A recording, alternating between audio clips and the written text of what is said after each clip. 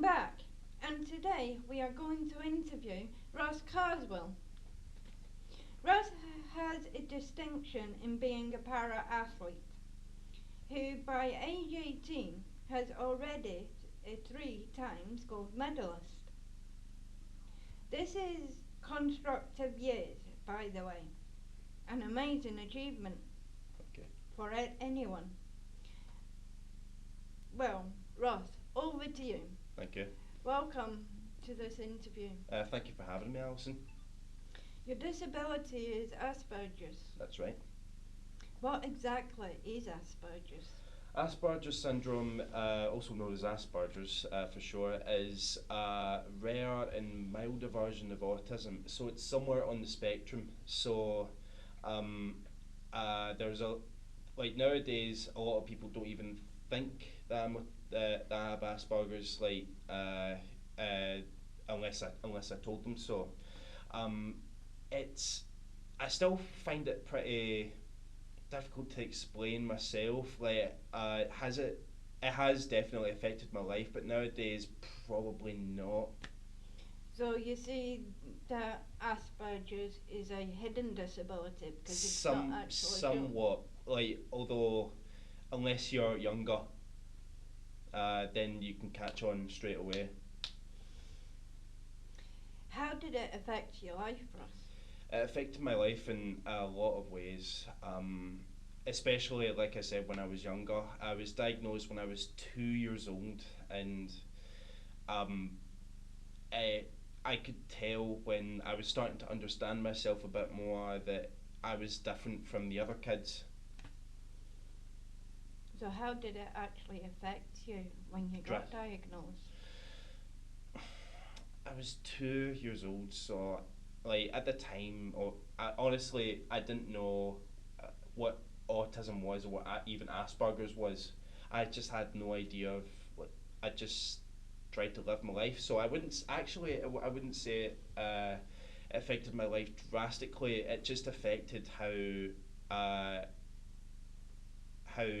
I talk to others mainly, or how I approach things. So like my life wasn't really as affected. It was more the how I approached things, and it was clear that it was different to everyone else, and that's how people could tell that I wasn't the same as them. How was your school years, especially in the early years of going to school? John Gall was the primary school I was at, and to be very honest, I wasn't good. I was bullied on a constant basis, and I just did not enjoy it. I tried my best to try and fit in because I was always picked out for doing things differently, or like uh, seeing things differently, or having a different opinion of things, because I saw things differently, not literally, but more in a sense that I was like trying to find another way to look at it. Trying to find a way to deal with it. Yeah, absolutely. Trying to find another way to solve a problem or something. And because of that, I was bullied constantly. People just could not understand me, or didn't bother to try and understand me. So, John Galt wise, it wasn't good. My primary school years were the worst. Irvine Royal was the secondary school I went to, Irvine Royal Academy, and things were better to a certain extent. From first year, I was still made fun of or looked at sideways. Then over the years, it just kind of stopped on its own, and people just looked at me as if all right, fair enough. They still wouldn't. Some of them wouldn't accept me, but they were willing to uh, like be around me at least. So how did the teachers react to the bullying? Did they help in any way? John Galt, not so much. The teachers did all they could, but it just wasn't enough in the end, and I just really like again, they tried all they could, but it just wouldn't work. It's the same with Irvine Royal. Irvine Royal was better though. During lunchtimes, and I got to go to a room called the Base where people could hang out if they're not comfortable with going outside. And John Galter was different. I had to go outside. I wasn't willing.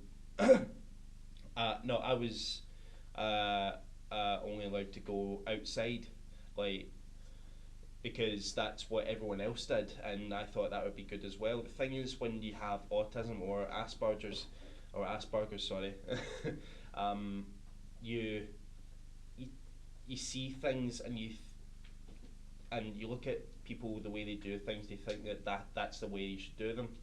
So I always went outside, and that's why I was bullied constantly. And then Irvine Royal, I had the base, so I could feel secure.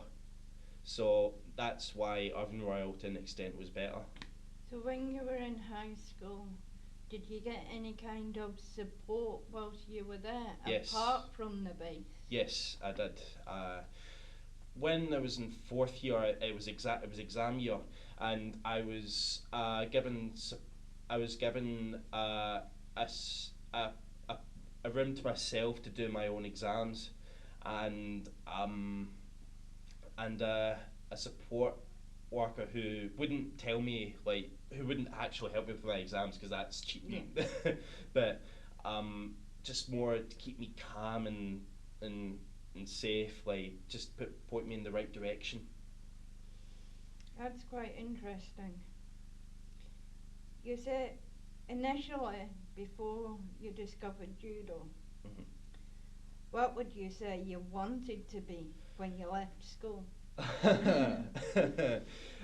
There's a whole list of things that I would have loved to be, like, when I was. If you were to ask, like, me throughout, if you knew me, like, throughout my childhood, you would have got many different answers. I wanted to be a policeman. I wanted to be a wrestler. I wanted to be a video games designer. I wanted to be a lot of things, as would a lot of children, like, would do. Even if they weren't autistic, they wanted to be this, Yeah. this. I had the same. I had the same idea, but, like, over the years, I just kept on changing what I wanted to be. Like, I wanted to be this, then I wanted to be this. Like, I I couldn't give you, like, a good solid answer on that when I was, like, younger. I understand that actually you studied TV and radio at the West of Scotland University. What actually prompted you to study that? So before that, I went to Ayrshire College, and I studied NQ film and broadcasting.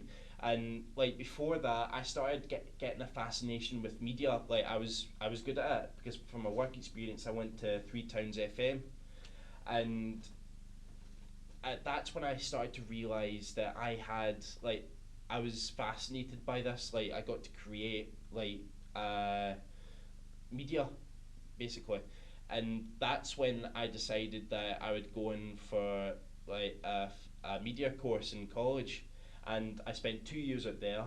I did NQ film and broadcasting, and then HNC media analysis and production, and I got the grades to get into TV and radio broadcast production. I've recently graduated. I'm currently waiting my results for my degree, and that's where I developed more skills. Everything that I learned was at college, and before that, you could say it was a planted the seed for, like, where I wanted to be, not necessarily what, but where. And the university, like, helped me evolve more, like, academically wise, and like, media wise. Like, I've got more of an understanding about media than ever, and the way I look at things, the way I approach things. Is it mainly because media is like physical stuff? Yeah, Because I find that physical stuff is better than the literacy part. absolutely. A lot of people would would agree with both of us here. Like the practical side is much better than the theoretical. Like I enjoyed like making stuff. That I don't like writing stuff. Uh, but um, eh, I enjoyed university in general. There were times where I did feel like maybe I should just quit because I just was so up to here with work. Stress. Yes, the with it stress all. was really getting to me. Is this something in the future that you're planning to do, and what are you planning to do with it more? This is where I kind of stop myself because I have no idea necessarily what I want to do. I know where I want to be in the media industry. That is definite. But where is the question for me? What do I want to be? Where in the industry will I find passion? So I enjoy writing stories. I enjoy script Yeah. writing a lot. I can do a lot of camera work. Uh, uh, I I can edit stuff. Editing's actually one of the things I enjoy the most.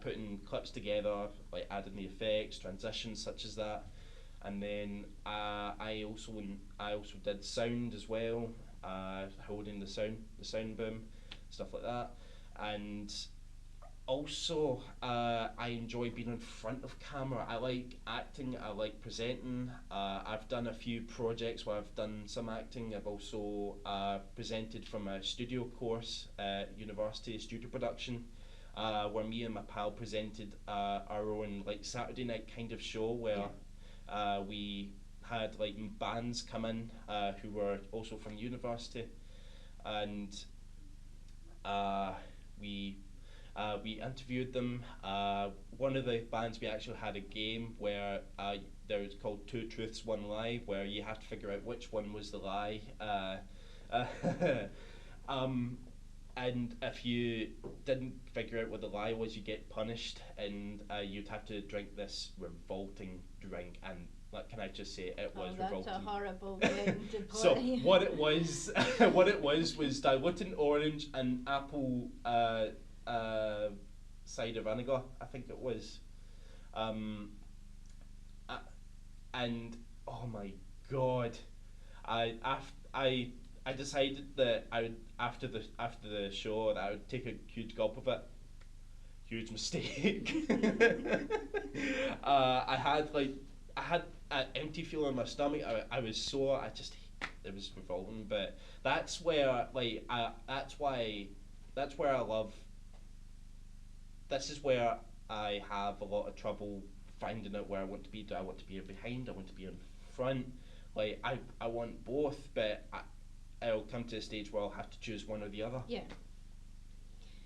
At what point did you realise that in fact judo was going to be a very important aspect of your future? So when I started judo, it was merely a source of fitness. I started up in Corinne and I couldn't get invested in it, but I just kept on coming back because I needed a source of fitness. But then, after years and years of it winning, I moved down to Irvine Judo Club where things started to change. And the coaches, Gordon Brawley, William Brawley, and David Frew, they looked at me. They helped train me. They helped me what moves work for me, what moves don't. They helped me find myself in judo basically, and then it came to my first competition, the Clyde Challenge in 2013, and I won gold, and that just left me dumbstruck. The fact that I won a gold medal, something that I never thought I'd achieve, I did it. And that's when I started to realise that I could make something out of judo, that I thought that maybe judo might help me find myself, because if it wasn't for judo I wouldn't have found the confidence to Go on and do media. To go and do media and find a passion that and judo is a passion of mine, but as is media. But judo was the thing that helped me come out of my shell. So when I realised that that the after the Clyde Challenge that this would change my life, I started putting more effort into it. I started training more. I just kept on coming to sessions, and then it came to the British Championships, Special Needs British Championships. The first one I went to a few months after, and I got the gold. And when I look back at it, it still leaves me dumbstruck that I managed to get a gold medal, something that I'd never thought I'd achieve. But this one was more like more special because I was a British champion. I was a champion of the whole the whole island. That just left me dumbstruck, and ever since then I've won a lot of championships. I've won silver and bronze, gold in a lot of competitions. I won the Special Needs Dutch gold. I won East of Scotland. I've 4 times silver medalist, and then I eventually got gold for my 5th. I won the Clyde Grand Prix two times in a row. I went up to Aberdeen and won. Got. I can't remember what the name of the competition was, but I won gold there. Strathkelvin, I won gold there. Those 3 were like local competitions, but still a pretty big deal for me at least. Yeah. And then my biggest win judo wise was the Special Needs European Championships, where I won gold. I was a European champion. Just think about that for a second. Like imagine just like being a champion of like a country. Yeah. But imagine that in a more wider spread. Because you're not just competing against the GB athletes, you're actually competing against the whole of Europe, really. Yeah. It was just crazy for me. Like that's to this day, that's the biggest accolade that I have judo wise. So because of judo, I in 2014 I became a finalist for Young Athlete of the Year and for kind of Ayrshire Award, and it was to be a finalist. I didn't win sadly, but to be a finalist was still a huge honour. But the biggest achievement that I have ever had in my life, or probably ever will, hopefully that won't be the case, but but was when I had the honour of carrying the Commonwealth baton in 2014 for the Glasgow Commonwealth Games. I held something that only a fraction of the world or of the Commonwealth is actually held. How did you actually feel when you were told that you were a baton bearer? I remember exactly how it happened. So I was in the middle of an English class. Then Mr. Little, who was the head of PE at the time at Irvine Royal, he pulled me out of class with an application form and telling me like about the Commonwealth Games and the Commonwealth baton. He showed me it, and then he was telling me that the school has selected me to be nominated as a Commonwealth baton bearer, and that just like I didn't know what it was, so I was like, oh, okay, cool. But then I realised how big of a deal it was. Like a few days after that, I'm like, what? You were shocked. I was shocked, but at the time I was only nominated. It was not until like closer to the time, maybe a few months before, or 2 or 3 months maybe, that I was actually selected and I was going to be holding the baton, and I was ecstatic. I still remember the day as it was. I carried the baton outside my school. I walked down Kilwinning Road to the next baton bearer, and that was one of the greatest moments of my life. And it was only lasted 2 minutes.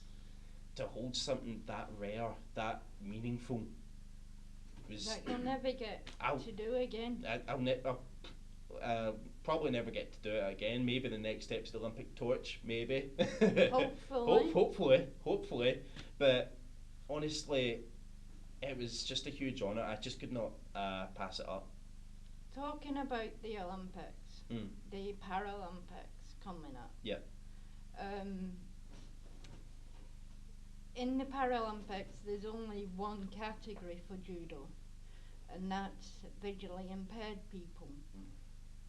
But if they actually do another category for judo for people with learning disabilities, would you actually be interested in Absolutely. going there and actually being a Paralympian? Absolutely. Funny story about that actually, concerning not the Olympics themselves, but the Special Olympics, which was like a small one, but still a pretty big deal. I was actually chosen for the team of West of Scotland to participate in the Special Olympics. However, things started to get tricky because I realised that people with Asperger's was not eligible, yet I was still selected. Then that did not make any sense to me whatsoever. But you should still be selected because it comes under one of the categories Absolutely. for the Paralympics. Yeah, absolutely. In the eligible category, autism is allowed, but not Asperger's. That doesn't make any sense to me. Unless I proved to the board, the team, that I had the support, then I could participate. And they tried all they could, but at the end of the day, I just couldn't find the support, and I had to pull out. And I was really upset because this was a great opportunity for me to go in a bigger level, and I just felt like it was gone. It was stolen from me, all because I had Asperger's, and it just didn't make any sense to me. They don't consider the feelings of other people with disabilities, though, especially learning. Absolutely. People with Asperger's, I'm not trying to criticise them because, we do have difficulties, we do have needs, and they should be looked at more. I feel like people with Asperger's are looked down upon or just treated equally as people who should just behave like normal people, and that infuriates me right now. And just saying that it's not eligible for Special Olympics, it's disgusting. Yeah. People can say what they like, it's not disabled enough, but that's even more insulting. So I have to be more disabled to be eligible. No, that's not right. I don't ask myself to be disabled more. That's disgusting. So, but if the things were changed and I had the chance to become a Paralympian and participate in the Paralympic Games, I would say yes without a second thought. My curiosity is getting a bit of me here. But one of the other things you took up during your early years was wrestling. Wasn't it? Yep. What was it that appealed you to wrestling? Oh, where to even start with this? I've always been a huge wrestling fan. I was a fan of WWE when I was growing up. A huge fan of the likes of The Undertaker, Edge, Kane. Kane was one of my big favourites. In fact, my all-time favourite besides The Undertaker. I just loved the idea of performing in front of millions and performing all these cool moves and having the persona of a good guy or a bad guy, or a face or a heel. A face is a good guy in wrestling term, and a heel is a bad guy in wrestling term. And I always wanted to do that. It was not until further down the line I got the chance to train in PBW Academy and that's where I started to train how to wrestle. And it took a lot of time for me to actually get the to earn the chance to actually wrestle on a show in front of people. Yeah. Because you have to prove yourself. Like, you have to pay your dues. You have to help promote not just PBW. Well, PBW, the company that I was training for. I have to promote the show. I have to promote their shows. Uh, that's what you would have to do to get a place on the show. But when I went up, there were three stations. There was Greenock, Airdrie, and Barhead. I started up in Barhead, then I moved up to Greenock, and then when the Greenock place went down to Barhead for a chance, the head trainer was so impressed with me after a training match. He gave me a spot in Academy Attack, which is like a place where PBW wrestlers could actually show themselves, show Yeah. the crowd what they've got, and I was like, that was a dream come true for me, the chance to actually wrestle on shows. And I wrestled on a few shows, three Academy Attacks and two shows. One for SSW, which sadly is no longer operating. At least I think so. And then a PBW show in Clydebank, I think it was. Yeah. But yeah, it was a huge honour for me to actually make my dream come true. Just to wrestle in a ring in front of crowds was a dream come true. I hate to bring this up, but my name, oh god, I can't believe I'm actually going to say this. My gimmick, as they say, was called Corbin Crow, which is like, I was a heel. So I wanted to get a cool, dark gimmick like The Undertaker. But sadly, I had to quit when I was starting uni because I was going through a lot at the time. I just felt like I should prioritise Judo. prioritise judo and prioritise uni. I was going through a lot at the time. I was questioning to myself, what do I want? And I just felt that like I was putting too much weight on my shoulders. I had to quit. I do want to go back, but not at this present time. Which of these multiple achievements would you say mean the most to you? Probably holding the Commonwealth baton for one. That's like to show that your passion can get you somewhere. That how much effort you put into something can really get you far. Like, no matter what it is, you can put your effort into graphic design. It can get you far and make a living out of it. And just to have the opportunity, like I said, with the baton was a huge honour, and it was amazing. I'd say that means the most to me. Even becoming a finalist in an award for Young Athlete of the Year, that is still mean a lot to me. But being the European champion was also a pretty big deal to me, because that is a champion of a continent, and that probably, those three, like, I'm not saying that the other are less, but they show that my efforts are not in vain the most. When you're watching the TV, what sports other than judo do you get enjoyment from watching?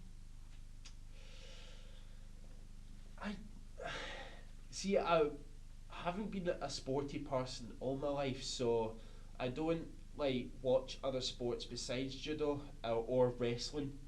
But I fancy the basketball a lot because I'm pretty tall. I'm 6'5", and like The right size for a basketball player, basically. yeah, basically, yeah. Unless you're Shaquille O'Neal and you're 7 foot tall, but but uh, I loved the the basketball. I was a big fan of it, and I still am, to be honest. I just something about it that I get engaged. I engaged with. I That's pretty much. I actually I enjoy the boxing a lot. I look at a lot of boxing, even UFC as well, mixed martial arts, that kind of thing. I enjoyed that a lot as well because it just reminds me of judo besides the boxing because that's punching. Like the taekwondo as well. Yep, absolutely. Karate as well. With the Paralympics coming up on the TV, which para which sports would you be watching with the Paralympics? Honestly, I'll be watching them all because it's amazing that athletes like the both of us can like despite our disabilities, which many people think would keep us down, but we use them as a way to drive ourselves more because we want to prove ourselves. Like you know yourself, like you were telling me off camera you were training for the Paralympics. Yeah. Yeah. Like you know yourself, like we want to be an inspiration to others to inspire those that to get into to sports and disabled sports. That just means that they can actually see us overcoming our disabilities to get into that sport. Yeah. Yeah, and like I'll be watching all the Paralympic sports well as much as I can, especially the judo. The Even though what we discussed before, I'll still be keeping a good eye on that. And like where I go from here, only time will tell. Thanks, Ross, for the fascinating insight into your sporting world and your life, and for taking part in this interview. Thank you for having me. You're welcome. You can watch this and more upcoming interviews on my YouTube channel, Alison G Disability, and Ayrshire Film Company's social media accounts. The next interview I will be doing will be James Dole, one of Ayrshire's amazing power chair footballers. Please continue to watch and see what's happening. Thank you for watching.